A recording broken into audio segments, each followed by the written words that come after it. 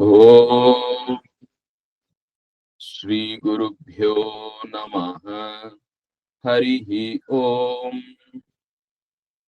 Namah Shri Yatirajaya Vivekananda Suraye Satchit Sukha Swarupaya Swami Ne Tapaharine Om. Good morning, devotees. So I'm really happy to have this opportunity to study and share with you the life of Swami Vivekananda. So during this next few classes, when Anand Maharaj is traveling, we will go through, we will try to understand Swami Vivekananda's life. It's a great life, we all know, and going through his life itself is a great experience. It's a great learning, and we'll see how this whole universe is being run by a power, and how the Lord, that power, brings in great people as needed for the continuance of dharma in this world, and endows with those great souls with all the power needed for them to do their work. So, if at all we learn anything from Swamiji's life, this is what we learn. Each of us have a role to play in this world. The Lord has a duty for us for this life in this world, and towards that, the Lord provides all the powers, all the knowledge, whatever is needed for us to deliver our duty to this world. That power is given to us as needed by the Lord, and it is just our duty to do whatever is needed to serve this world, which is nothing but a manifestation of the Lord. Now, as we see the life of Swamiji, we will see how at every stage of his life he was guided, empowered, channelized by the divine hand, and how the whole thing was almost like a scripted drama. So that is what we will see. And coming to Swamiji himself, he was man embodied, man with a capital M. So we have the ancient sages, Nara and Narayana, and if Swami Sri Ramakrishna is Narayana Avatara, Swamiji was Nara Avatara. Sri Ramakrishna was God incarnate, and Swamiji was man incarnate. Sri Ramakrishna represents the entire Godhood, Ishvara, and Swamiji represents the entire humankind, the entire mankind.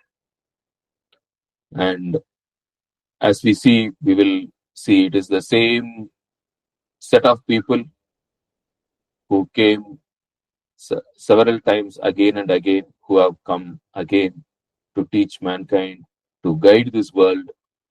And so it's a really thrilling experience to study and experience the life of Swamiji. And Swamiji and Sri Ramakrishna both were embodiment of love. If basically they were nothing but love for mankind, without any distinction between high and low, without distinction between scholar and illiterate, rich and poor, strong and weak. Like it's impossible for us to fully understand and describe the love they had for humanity. And they never looked down upon anyone and considered every human being as a very, very important person on earth and who has a role to play. So they never looked down, they never despised anyone. And it's a great lesson that we need to learn, that every human being on this earth is an incarnation of the Lord, is an aspect of the Lord, is an amsha of the Lord. And we cannot despise, we cannot look down upon any human being on this world. And that is what we learn from the life of Sri Ramakrishna and the life of Swami Vivekananda. And Sri Ramakrishna's life was very exalted, highly spiritual, very difficult for us to understand. And we can understand Sri Ramakrishna only through Swamiji. Swamiji is much more accessible to us. He lived a life which was closer to what we live. And of course, Shrima, Sharda Devi, Holy Mother, her life is still more closer to what we lived. Though on the outside, of course, on the inside, they are incomparable to us. But then the external life of these people, uh, we can relate to. We can relate to the thought process of Swamiji, and because of that, by studying the by studying Swami Vivekananda's life, we can understand things better, and take them as role models, and take them as ideals for our life. So let us start this journey, and I've been learning the life of Swamiji. So these are the resources that I have mainly referred to. So first one is the life of Swamiji by his Eastern and Western disciples, the 2-volume book, and the whole book is available online under englishbooks.rkmm.org, and there's an audio version also available, which I came to know. And you can also buy the book from any of our bookstalls. And this book is a very significant book. So the book, we have this book with us, or we have an authentic biography of Swami Vivekananda with us, thanks to Swami Virajananda. Swami Virajananda ji, who was he was a disciple of Holy Mother and took sannyasa from Swami Vivekananda. So he moved to Mayavati ashram after Swamiji's passing away, and then Swami Virajananda ji, Swami Swarupanand ji, and Mrs. Xavier, they were at Mayavati ashram, and that is where Swami Virajananda ji took up the immense work of collecting all Swami Vivekananda's works, his lectures and his letters and writings, everything, and published the complete works of Swami Vivekananda. And along with that, Swami Virajananda ji and the other team, they also collected the various instances, various of Swamiji's life, and they put together. And even today, if you go to Mayavati ashram, you can find the first edition of Life of Swamiji, Life of Swami Vivekananda, and also the first edition of the complete works. And the room where Virajanandji put together, collected everything, edited this book. So all those places, the places there, and even the printing press, the printing machine where the first editions of these books were printed. And that was around the same time when Swami Swarupanandji brought out the Gita translation, which even today we are. That's one of the first translations of the Gita of Ramakrishna Mission, and we are still using that book also. Swarupananji published the Gita book, and Virajananji and others, they published these books.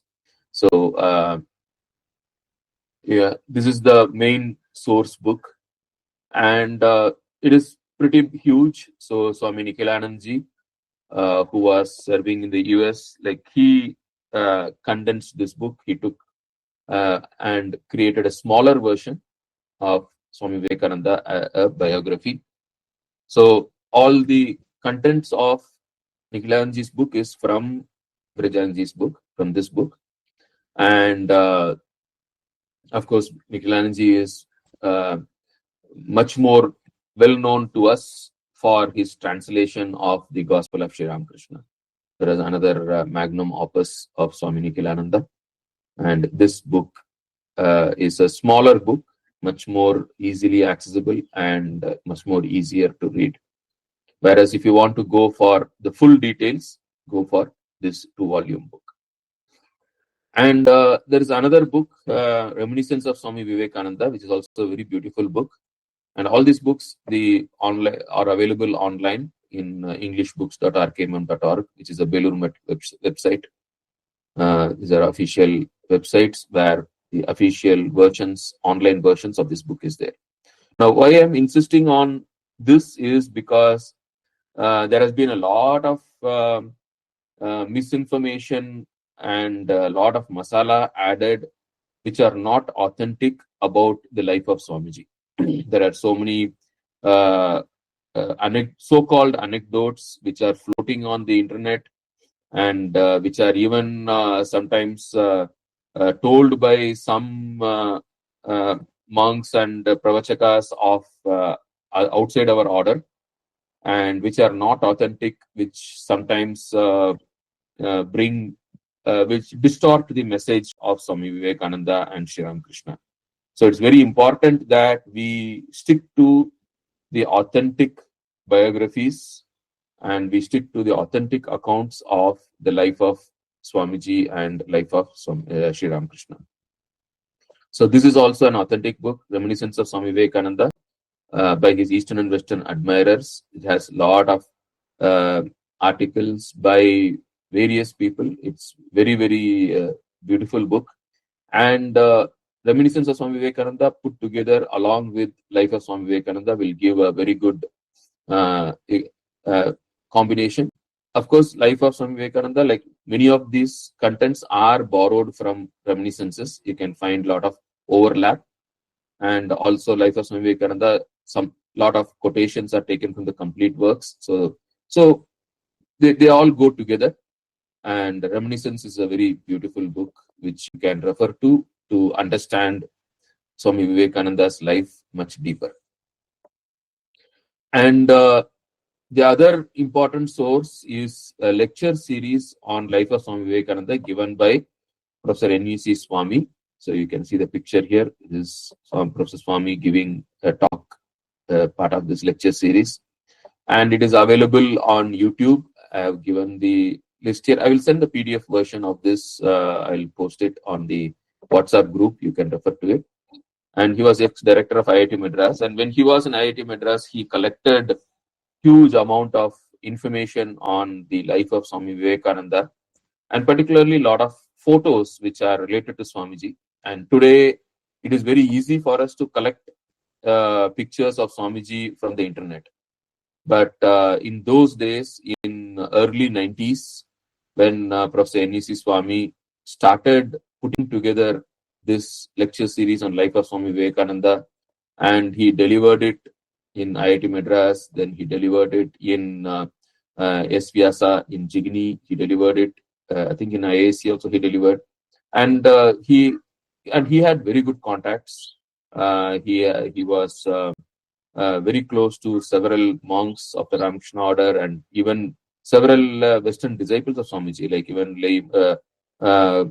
he was very close to them. So he was able to access a lot of information. He collected a lot of information, and It is a very beautiful lecture series which you can access here. And personally, like I have attended Life of Swamiji uh, class given by Rudra Maharaj, Swami Bhavarupananda, when he was in Alsur. Like he is one of the very, very thorough, well-read persons on the life of Swamiji.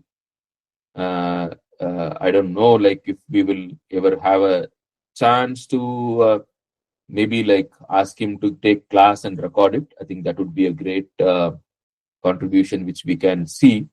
Rudra Maharaj, Swami Bhavarupananda, like his understanding and his prodigious memory of even the small incidents in Swamiji's life, with all minor details of the time, place, people, attending, like listening to him giving class on life of Swamiji is a great experience, and I had the fortune of sitting at his feet and uh, learning or listening to some portions of the life of Swami Vivekananda from him. And there's a beautiful book, Vivekananda by Vivekananda, which also has been made into a movie. It's a very, very well taken movie. You can, this movie also gives you a lot of insights into the mind of Swami Vivekananda, especially when he was in the US. This movie is a very remarkable movie. So you can watch these to learn. And this movie is available in multiple languages also. So these are by and large the main resources, I would say. And uh, before understanding the life of Swami Vivekananda, we need to understand the context in which he came, and how a person like Vivekananda was a necessity of the age. So let us get a broader picture of the situation, then we'll be able to understand. The Lord in Gita declares, Yada yada hi dharmasya glanir bhavati bharata abhyuthanam adharmasya tadatmanam srijamyaham. Whenever there is a decline of dharma in this world, I will come. And even the Bhagavatam, 24 incarnations of Lord Vishnu are given, and also the Bhagavatam says the number of incarnations are infinite. And it is not only Vishnu who takes incarnations, every form or every aspect of divinity come as needed to this world to guide humanity. Now, one question which is asked is, okay, when law of karma is there, why should the Lord himself come? Now, yes, law of karma is there. The Lord has set forth the rhythm, the universal law by which this whole world operates. But then the students of physics will know about entropy. Like over a period of time, things always degrade. And there is a degeneration which is natural in all aspects of nature. So even though law of karma is there, as jivas have got a lot of conflicting desires, the accumulation of karma happens faster than the uh, working out of karma. So once things become too unmanageable, then what happens is we cannot correlate the effect to the cause. Like when things happen in our life or in the world, we keep asking, why is this happening? Like, why do I deserve this? We think that there is no order in this universe. And because of the huge backlog, it becomes difficult. And that is, in such cases, the Lord comes to clear off the backlog of karma, so that after that we can see how the law of karma works, how the cause and effect are related. So basically, whenever there is there is a necessity, Lord comes. Like say for example, like if you in the recent past, if you it is similar in the judiciary system also. Like when so many cases on the Ayodhya temple were there, then the government or the Supreme Court created a special court and brought all the cases related together under one umbrella, and then they considered everything together and then created a fast track court, a special fast track court to dispose of all the cases in one shot. Now that is very similar to how the incarnations come. When there is a lot of things pending, when there is a lot of things and people start losing the faith in the law of karma and people start losing faith that there is an order in this world, the Lord comes, clears things, and gives teachings and establishes dharma again. And whenever the Lord comes, there's a huge legacy that is left behind, and that is a great gift to humanity. Like, say, when Lord Rama came, the legacy of Lord Rama is immense, right? Like, we have the Ramanama, we have various Ramanamas, and then we have Ramayana, the scripture, and then we have so many Rama Panthas, like so many spiritual disciplines and spiritual sampradayas based on Rama. And we have so much of literature based on Rama, dance, drama, music, poetry, and sculpture, architecture, paintings, places of pilgrimage, festivals like Ram Navami, Dashara, Deepavali, innumerable festivals in the name of Rama, and so many places of pilgrimage, so many temples. So if you look at all these things, the cultural impact of one incarnation of Rama is unimaginable, right? Not only in India, even outside India also, there is so much of cultural impact, spiritual impact, and literary impact. So that is the kind of legacy which incarnations of God leave behind. Similarly, Krishna, right? So now, if we see, and of course, even the Bhagavatam considers Buddha, Rishabhadeva also as incarnations of God, and Vyasa, right? So all incarnations of the Lord leave behind such a huge legacy of humanity, and we, as the time goes by, we come to know the real impact. And we are looking at the way the impact of Sri Ram Krishna, Vivekananda come, like it's for a huge, they have left a huge legacy, and the legacy is only increasing and snowballing as the time goes on. And if you see, like, Vyasa was there, the entire Sanatana Dharma, the entire Indian cultural inheritance was scattered all over India. Vedas were scattered all over India. Different stories and mythological stories, narratives were scattered all over India. The philosophy of India was also very diverse, and they were all developing in very, very diverse ways. And Vyasa came, traveled all over India, collected all the stories which are prevalent in different places in India, mostly by word of mouth. He collected everything and then put everything together as the Ashtadasha Puranas, 18 Puranas. He collected all the Vedic literature available all over India and then put them all together, divided them as the 4 Vedas, and then created the Vedic corpus. And he collected all the philosophies, different thought forms, which were apparently divergent all over India, put them all together and synthesized them and gave a structure to them as Brahma Sutra. So, and he wrote the Mahabharata, and he wrote the Gita, which was a part of Mahabharata. So the work done by Vyasa is immense, and Vyasa is considered as one of the incarnations of Vishnu. And after Vyasa, and of course even during the time of Vyasa, came Krishna, another incarnation simultaneously.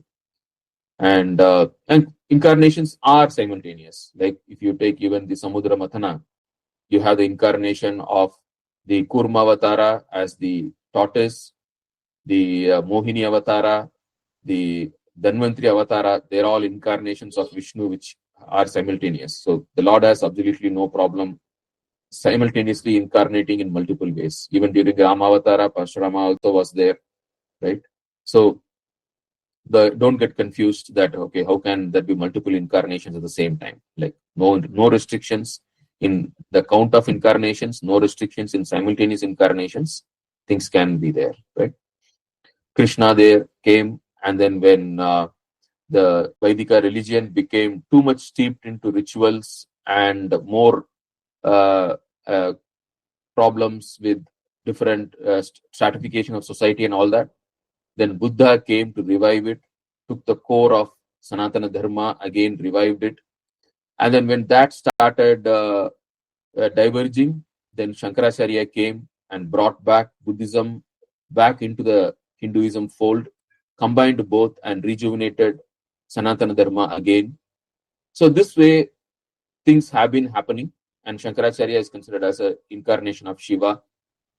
And as things happen, now came a necessity in the turn of the 19th century for one more cycle of revival of Sanatana Dharma.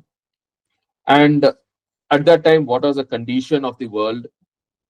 So humanity was grappling with a lot of conflicts between the East and the West, right? The Eastern countries, which were traditionally the Oriental, or called as the Oriental countries, which were the cradle of humanity, right? Africa, the Mediterranean, the Middle East, India, China.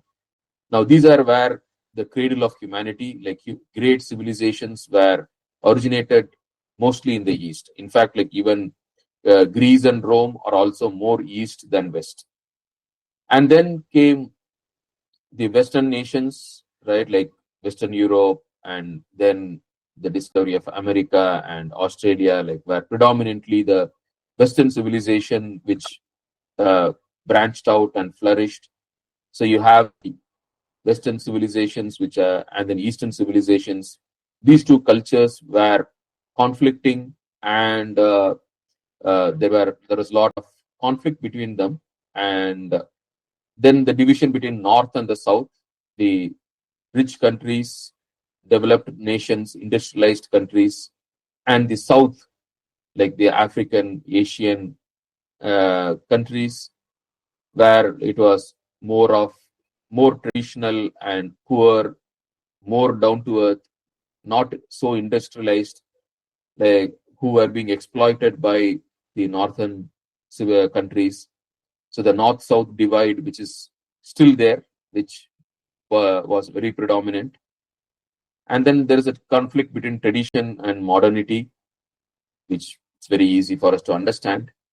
And the tradition between the conflict between science and spirituality, secular life and religious life, theory and practice of religion, intellect and emotion, jnana and bhakti, or activity and meditation, personal life and social life. Like this, there are a lot of conflict which the humanity was grappling with in the end of the 19th century. And it was tremendous conflict, and people were really confused. And in fact, even still, it is not fully resolved. You can find all these conflicts. We are able to appreciate all these conflicts, which means that these conflicts have not been fully resolved. Now, there was a time when there was a need for the Lord to come again to bridge all these conflicts, all these conflicting ideas, conflicting practices into a single unified way so that human beings can lead their life in a more harmonious way. So there was a need of the time. And coming to the Indian society in particular, now the thriving Indian society, the Sanatana Dharma, the cradle of human civilization, was in a challenging time. So the invasions of the Islamic powers was there right from the 12th and 13th centuries. And then came the colonization of the European powers.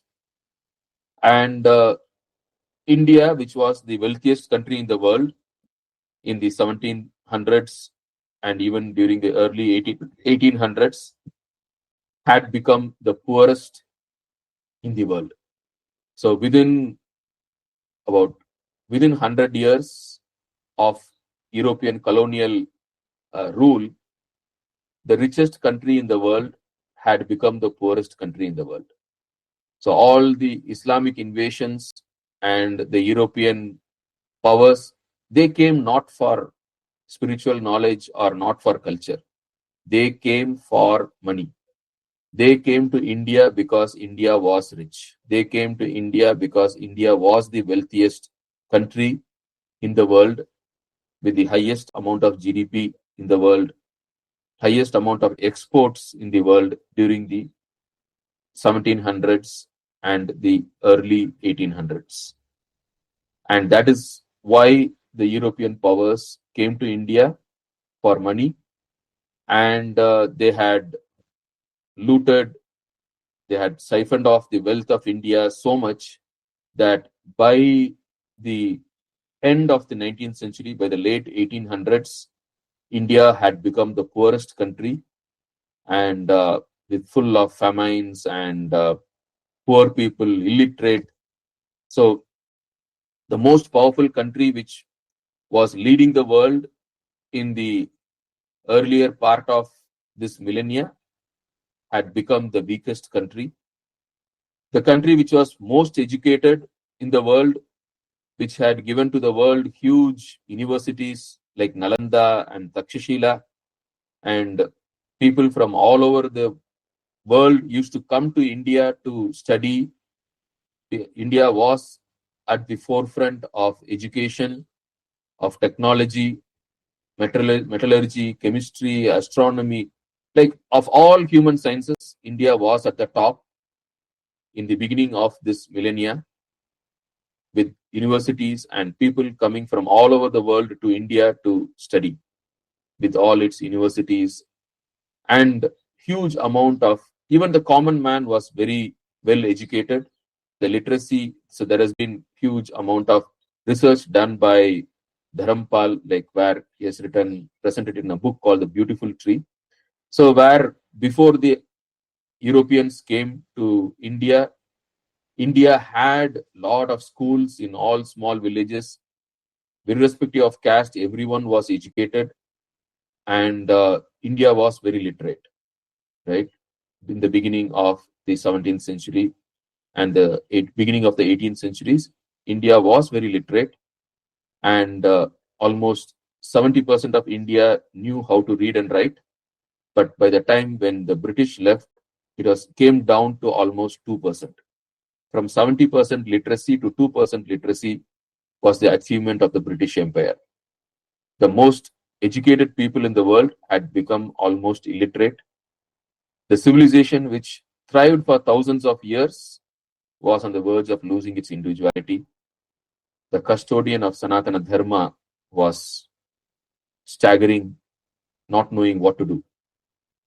So this is the condition of India, right? And if you look at the uh, timelines, right, we all know 1756, 1757, Battle of Plassey, where the East India Company got a foothold in India.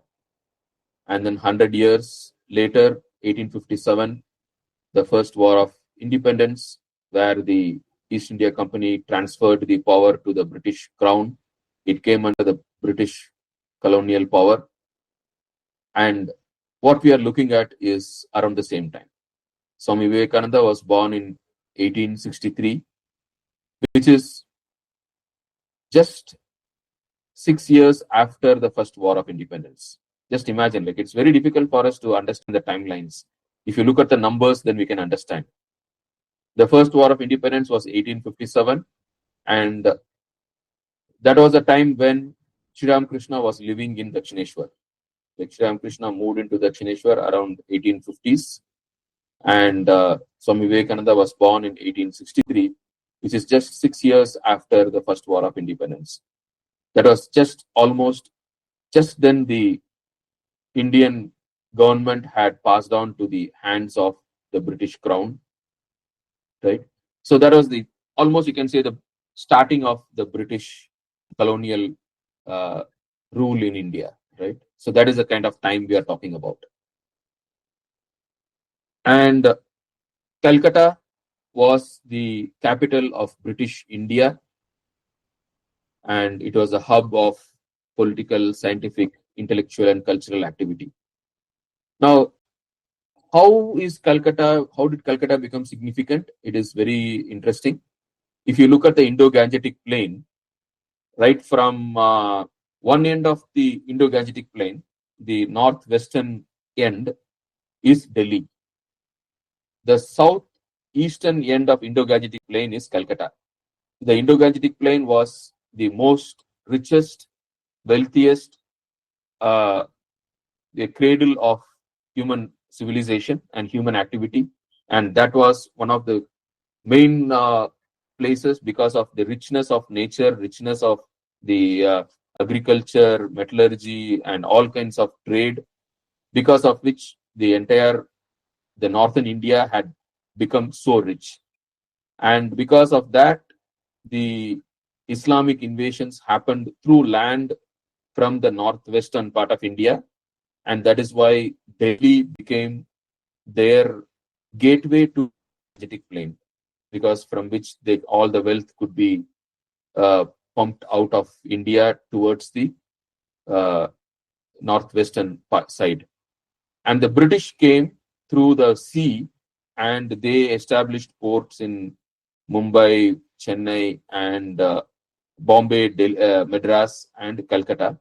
So the British landed in the other end of the Indo-Gangetic Plain, which is the southeastern end of the Indo-Gangetic Plain. So basically, Delhi and Calcutta are the two ends of the fertile Indo-Gangetic Plain. So that is how Calcutta and Delhi have significance in the Indian history and geography. Right? So if you're having this understanding of about the history, geography, and some amount of the social conditions will help us to understand the impact of Vivekananda and Sri Ramakrishna much better. So that's why it is important to take this small diversion to understand the society, history, and geography of the time when Vivekananda was born. So with this, some amount of understanding, right, of the society at that time, right, it was a peak of the British rule in India, you can say, right. So after 100 years of East India Company rule, it had just transferred to the British Crown, and that is a time with Calcutta full of buildings. Even today, if you go to Calcutta, you can find all those old buildings. Many of them have been revived, and many of them are dilapidated. So that is the kind of India we are talking about. Right? And Bengal was one of the most fertile places in India, right from the ages. Right, Bihar was the hub of, even during Buddha's time. The Magadha Empire was from Bihar and Bengal, right? The great empire of Ashoka, and even before that, during Mahabharata times, Jarasandha ruled these regions, Magadha Empire, and that was a place where the cradle of, like Ramayana, Buddha's life, and then later, like the British India, like, so they were all. That is a region of highly significant in terms of culture, politics, wealth, and intellectual learning. The place is called Bihar because of the Buddha Viharas, right? The center of learning of India. It was one of the highest center of learning where Nalanda University was there. So that is a kind of area, right? And later, so that way, if you look at Bengal and Bihar, like, it is not without reason that that was the hub of the political, scientific, intellectual, cultural hub of the entire Indian culture, North Indian culture at that time. Right. Now, coming to the ancestry of Swamiji. So this is the ancestral house of Swami Vivekananda, which was built by his great grandfather Ram Mohan Datta, who was a great uh, lawyer, and so that is the family. So from northern, it's a northern Calcutta, like the area is called Shimulia or Shimla for short, which is not to be confused with the Shimla of Himachal Pradesh. This is the Shimla, which is a suburb of Calcutta. And that is where Swami Vivekananda's great grandfather, like he settled down there, built this house, this huge house, which is now a museum, which you can go and see. And so basically, like when you say great grandfather Swami Vivekananda, you have to understand that it was right, like even during the East India time, like so, and mainly they were lawyers, right? During and very known for their learning, charity, and everything. And Swami Vivekananda's grandfather was a very, very significant person, Durgacharan Datta. He was skilled in Persian and Sanskrit. So now why Persian? Because the Persian was the official language of the Islamic rule. So the government, all the Islamic governments were run in Persian. That is how even today we have the influence of the Persian. Like, we say Taluk, Jilla, right? Jilla is for district, we say Jilla. Jilla is divided into Taluks, right? And then we have Vakil. So all these things are Persian words, right? Because the governance was designed by Sher Shah Suri, who is the one who designed the entire, our Indian civil governance system was designed by Sher Shah Suri, which is being followed. And Persian was the official language, and Sanskrit was the language of the Indian culture. He was skilled in both. And Durgacharan Datta, interestingly, he became a monk at the age of 25. So after Vishwanath, that is Vivekananda's father, after he was born, he renounced the world and he lived away. No one knew where he was.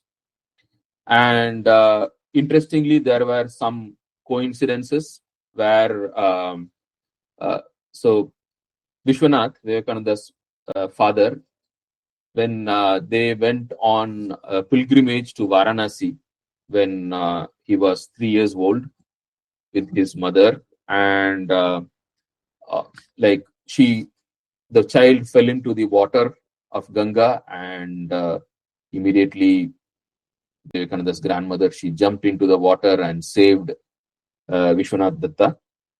And also there is an interesting encounter where in Varanasi, once what happened was Vishwanath's mother, her name is also Shyam Sundari, like she slipped and fell on the ghats of the Ganga, and a monk who was nearby, he immediately rushed towards her and then saved her.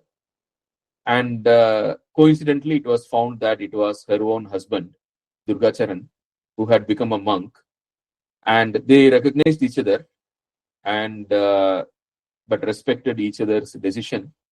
And Durgacharan like just ensured that she was safe and fine, and he left immediately and vanished into the crowd. So it was a very interesting encounter. And after 12 years of monastic life, Durgacharan visited Calcutta, and he actually first stayed in a friend's house, and the relatives came and forcibly took him to the former house, the house which you can see on the right side, the ancestral house. And they did not want Durgacharan to go back, because his intention was just to visit and go back. but then the relatives did not want him to go back. So they locked him up in a room in the house. Like, so today, if you go to Vivekananda's ancestral house, you can see the room where Durga Charan was locked. Like it is, there's also a plaque kept there saying that this is the room where Durga Charan was kept locked. And Durga Charan, when he was kept locked, he went on a fast. He refused to eat completely. And even after 3 days, he did not eat at all. And seeing his such a strong will, the relatives had no other option but to open the room and let him go. And he immediately left the house and disappeared again. So, such was the illustrious Durga Charan, Swami Vivekananda's grandfather. And he passed away even before Vivekananda's birth. And in fact, a lot of people were kind of uh, claiming or suggesting that Vivekananda is a Durga Charan born again. Anyway, so this is Durga Charan, a very illustrious grandfather of Swami Vivekananda. And Vivekananda's father, Vishwanath Datta, he was also a lawyer. He was attorney at the High Court of Calcutta and known for his great intellectual attainments, compassion, charity, love for music and literature. Very, very well read person and very compassionate person. Like, lot of people came to him for help, and he helped so many people. And his parenting style was very very interesting. And looking at we will see, like, Vivekananda, he understood that Vivekananda was very naughty, very active, and which Vishwanath Datta recognized that it was a great potential. And so he actually, like, gave instructions, very strict instructions, that no one should curb or restrict Vivekananda's actions. Like, they should guide him but not ask him to keep quiet or anything. So Vishwanath's parenting style is very, very interesting, which we will also see as we go ahead. And Swamiji's mother, Bhuvaneshwari Devi, so she was married to Vishwanath Datta when she was very young. And after marriage, Vishwanath Datta taught her English, Hindi, so many things. And she was very, very brilliant. And she could converse in English very well with Swami Vivekananda's Western disciples. To that extent, she had learned English on her own after marriage. And she had great memory, devotion, and she guided the children of the household. So before Swami Vivekananda, there are two sisters, and so she prayed for a son to carry on the family tradition. And she, one of their relatives was there in Varanasi, and she asked her relatives to worship Vireshwar Shiva, which is a small shrine in Varanasi.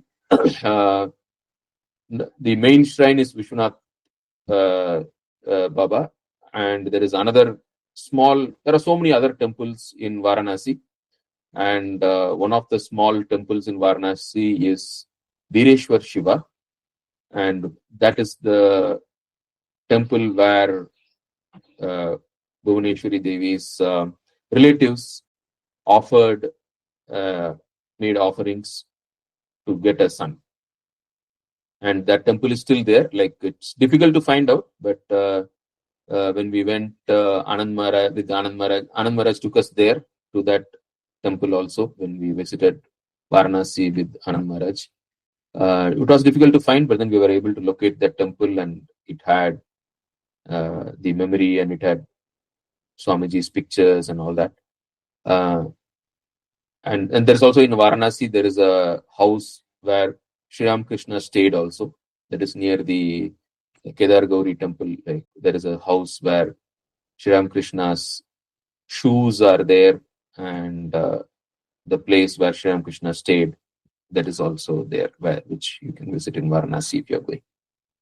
So anyway, so Bhuvneshwari Devi worshipped Shiva for a son, and she had a dream where Shiva said that he himself will come and be born as her son.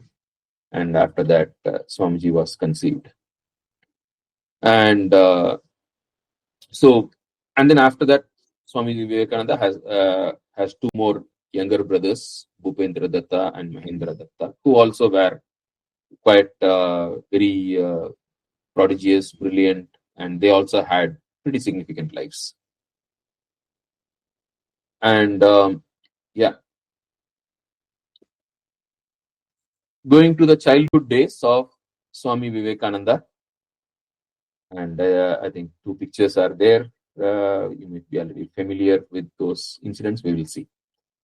So Vivekananda was born on January 12th, 1863, Monday. It was a Makara Sankranti, early morning, 6:33 a.m. He was born. And Vishwanath Datta was a believer of astrology, so he got his horoscope cast by some famous astrologer, and they predicted that either he will become a great ruler of people like a king, or he will become a great monk. So that was the prediction given by the astrologer looking at his horoscope. And coincidentally, it is very, very similar to the prediction given for Buddha. When Buddha was born, Siddhartha, when he was born as Siddhartha, his father, Siddhodana, he got his horoscope predicted, and the horoscope said either he'll be a great monk or a great king. So the same kind of prediction was there for Swami Vivekananda's horoscope also. And so initially, because some people thought he was Durgachar, because with the memory of his grandfather Durgacharan Das, some people said he has to be named as Durga Das. But then his mother said he was born by the blessings of Vireshwar Shiva. So he was named as Vireshwar and called Bile for short.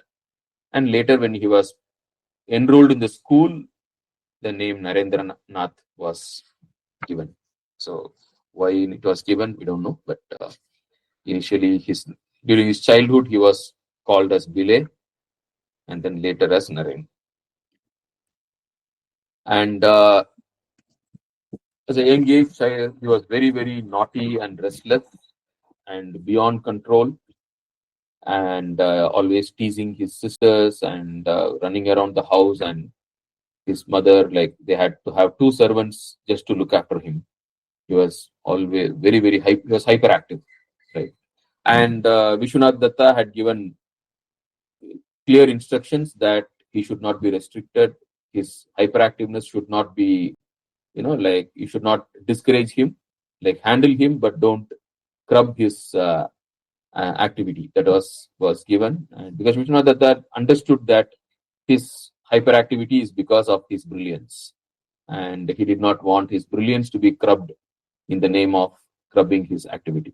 And this is a very good parenting lesson for all of us, right? The children who are very brilliant before schooling, they would be seen to be very hyperactive, because that is the child doesn't know how to express its brilliance, and it will express as being naughty. So naughty children, if they are groomed correctly, they can become great achievers in life. So don't curb the naughtiness of children, right? So, and Bhuvneshwari Devi found by accident one day that by pouring water on his head, he becomes calm. And so after that, whenever his restlessness became unbearable, uncontrollable, she used to pour water on his head and chant Shiva Shiva, and then he used to immediately calm down. We say Shiva is Abhisheka Priya and Vishnu is Alankara Priya, right? So, and so being a aspect of Shiva that showed up even when he was a child by this characteristic of he calming down if you pour water on his head and chant Shiva's name. And right from childhood, he had a fondness for wandering monks who used to come and he used to give whatever was there with him. And one day he had a new, very costly new dhoti which he was given, and a monk was there, and he just took the dhoti and gave it to him. And often, like they used to lock him up in the first floor of the room, and and once they locked him up, and there was a wandering monk, begging on the street below. He wanted to give something to the monk, so he shouted from there, asking him to wait. And there was nothing in the room, and there was just one almirah, which he opened, and there were some clothes there. He just didn't even bother about what they were, just took them and then threw down and to the monks. So if you go to Swamiji's ancestral house, even that house, that room from where this happened is still there, and you can see the window through which Swamiji did this. And so the early education of Swamiji was at the lap of his mother, and he learned the English alphabet, Bengali alphabet, and Ramayana, Mahabharata, all these things. He learned a lot of stories from his mother. And in fact, initially he was reluctant to learn English. He said, like, English is the language of our oppressors, and I don't want to learn English. But then he was convinced to learn English later. So, so one point which I think the previous slide I missed was like the way Vishwanath Datta grew or disciplined his children. Like one day Vivekananda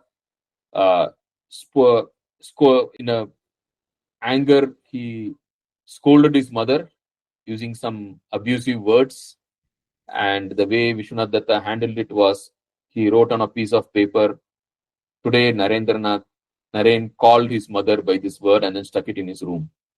And looking at it, Naren repented, and also his friends, relatives, everyone came, and when they came, they saw it, and then so that was a very unique way of disciplining the child by Vishwanath.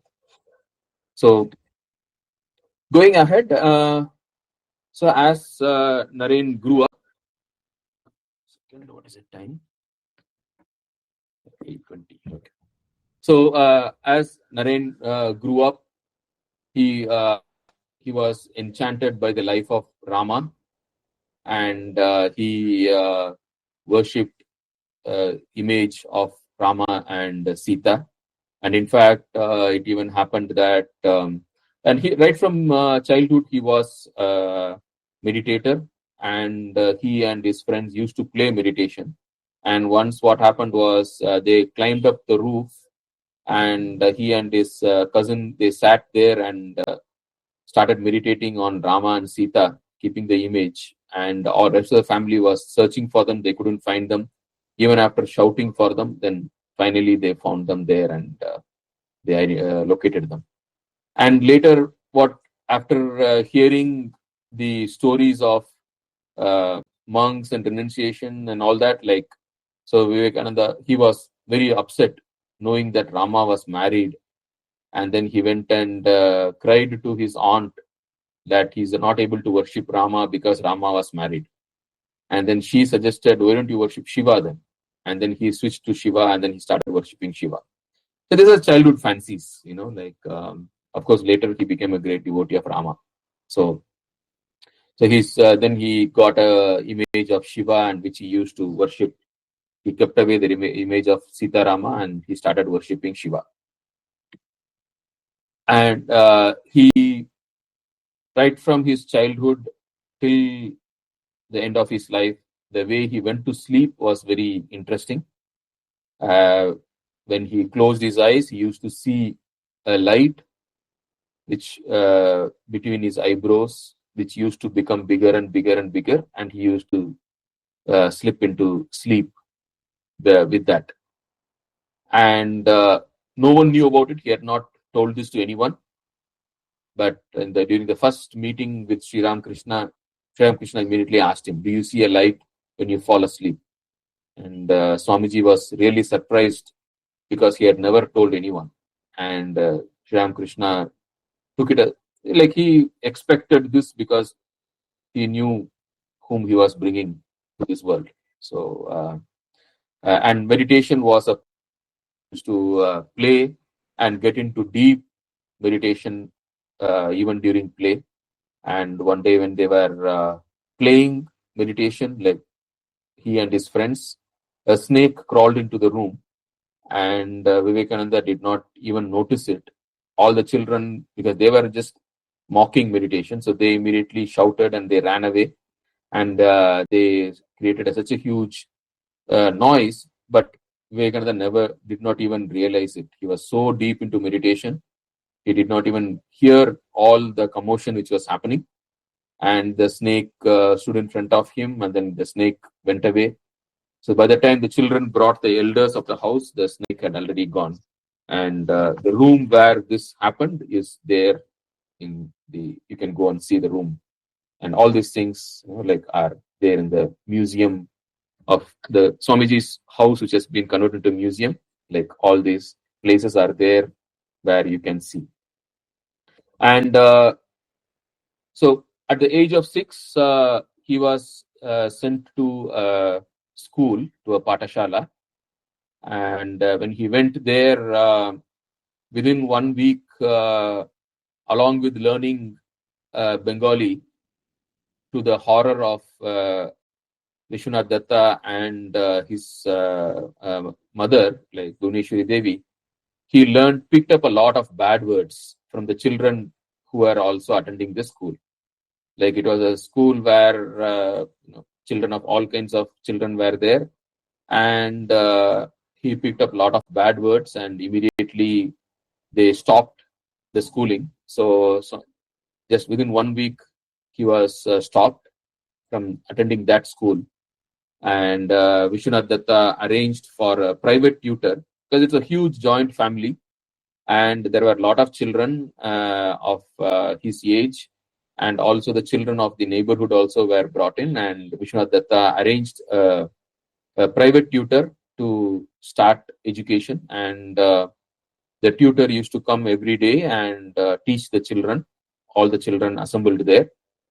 And Naren used to listen, and after some time he used to lie down and listen, and he could not sit steady. He was hyperactive and he couldn't sit, and he used to always keep moving around and lying on the floor, and seeing all these things. The teacher thought probably he's not paying attention. So he said, like, pay attention to me. Like, why are you so restless and lying down like this? How can you listen? Then Naren said, no, sir, I've been listening.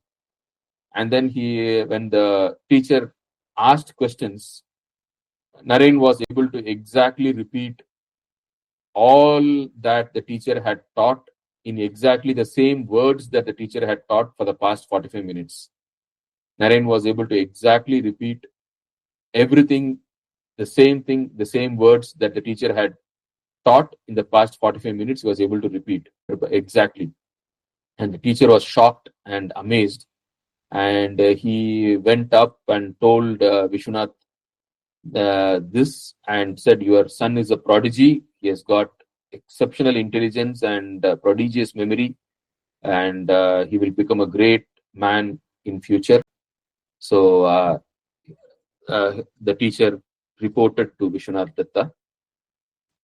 And often he used to play with his friends, and one of his favorite game was a king and the court, where they used to enact a darbar and administering justice, and Vivekananda used to be always the king.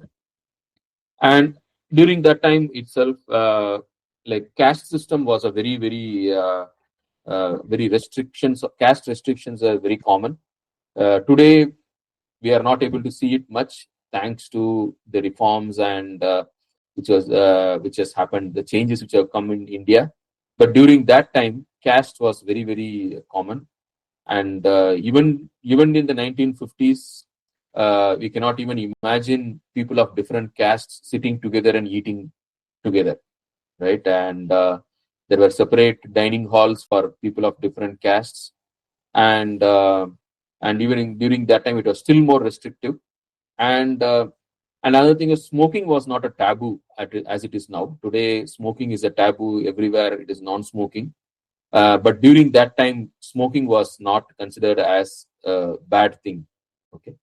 Uh, and Vishwanath Datta, being a lawyer, a lot of people used to visit him, and for his clients to smoke, they used to have hookahs, and so there used to be different hookahs for people of different castes and cultures and religions.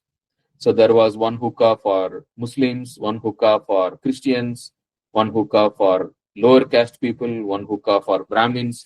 So there used to be different hookahs kept in the visitors' room for smoking by different visitors.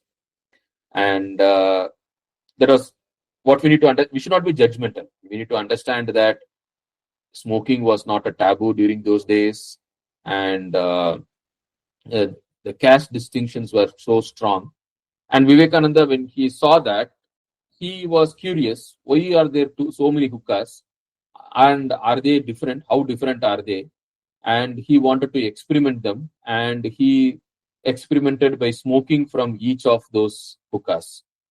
And Vishwanath Datta saw it, and he asked, "Hey, what are you doing?" Like, and he said, "Like, I'm just seeing how different they are." And Vishwanath Datta did not scold him at all. Like, he was amused, and he appreciated that Vivekananda was, did not take things for granted, and he wanted to experiment with things before accepting anything. And Vishwanath Datta, in fact, he encouraged this attitude of his son. And today, if you go to Swamiji's ancestral house, you can find these hookahs there and the room where all these things happened. So, so I think we are running short of time today. I think we will end, and we will continue tomorrow. So I hope you found it interesting, and as we go ahead, we will also grow along with Swamiji and get into more serious topics as we go. But then this is important because this gives us a very good picture of right from the childhood what he was, right? And as we get into his school days and college days, we will find how beautifully this great soul grows up and starts manifesting his innate spirituality and intellectual powers and the love for humanity and everything.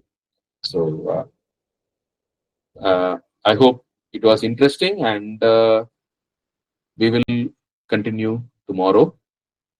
We will again chant the stotra on Swamiji. Om Namah Shri Yatirajaya Vivekananda Suraye Satchit Sukha Swarupaya Swamine Tapaharine. Hari Om.